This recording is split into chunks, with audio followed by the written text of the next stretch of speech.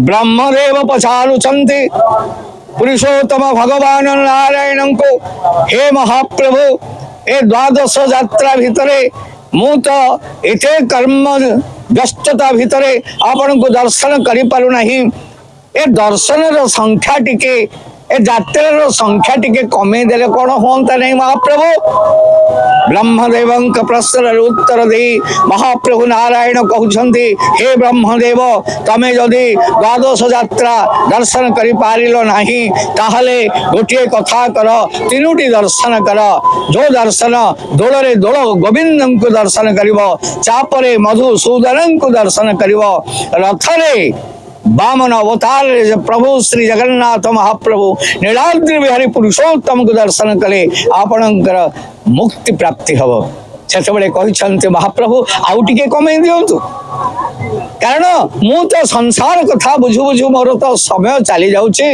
ए 3 दिन मु आपण को दर्शन करि नाही ताहले भगवान कहते ताले गोटे काम कर चंदन रे मु थिबी चापरे मु थिबी जल क्रीड़ा रे थिबी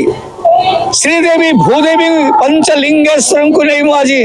कौन करुथि जल क्रीड़ा करुथि से जल क्रीड़ा दर्शन कर निश्चित भाव में तुम मुक्ति प्राप्ति हम से कहते हो प्रभु जदि आपण कहते आउ टिके कमे दिंतु गोटाए दिन ही मुझे को दर्शन करी हे ब्रह्मदेव जदि गोटाए दिन तुम दर्शन करने को चाहूच ताले आस से नंदी घोष यात्रा से पतित पावन यात्रा से पावन पुरुषोत्तम यात्रा श्रीगुंडीचा यात्रा मु जाऊथि माँ पाखक नंदी घोष रथ 33 कोटी देवा देवी मान को नहीं ए नंदी घोष रथ बड़ दंड रे गड़ी आसुथब 22 पावछ दे अतिक्रांत करी भाई भौणी को नहीं आसुथि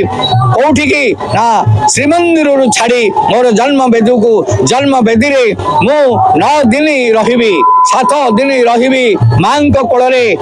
जीवी गोटे दिन फेरबी गोटे दिन जार नाम हम नवदिनात्मक यात्रा से यात्रा एक महान महानतार यात्रा भाव परिगणित हो कारण लक्ष लक्ष लोक आसुथिबे मते दर्शन करने गंध चंदन पुष्प मंडित होइथिबी तिलक शोभा वर्धन करुथुब धर्मराज जम अपेक्षा कृत थे 22 पावच्छर द्वितीय पावच्छरे जो द्वितीय पावच्छरे धर्मराज जम अपेक्षा करिथिबे काहाकू दर्शन करने न मते दर्शन करने दर्शन समय तमे मते दर्शन करिवो ए दर्शन रे मध्य थिबे शंकर भगवान काशी विश्वनाथ तृतीय पावच्छरे से जगी बसी थिबे मते टिके दर्शन करबा पाए 22 पावच्छरे 22 जोगिनी दर्शन अपेक्षा रे थिबे ए मानंकु दर्शन देबा पाए मोर यात्रा हबो कौन श्रीगुंडीचा यात्रा पावन क्षेत्र यात्रा ए पावन क्षेत्र पुरुषोत्तम क्षेत्र रे म नंदी घोष रथरे मां को पाखक जीवी मां को कथा देइथिले हे मां तमे जदि मते मागुछ दर्शन भिक्षा निश्चित भाव रे कथा दउची मां मो तमको दर्शन देबा पाए मोर रत्न सिंहासन ओल्हे आसी रत्न वेदी को चली आसबी तम कोले बल्ले लीला करिबी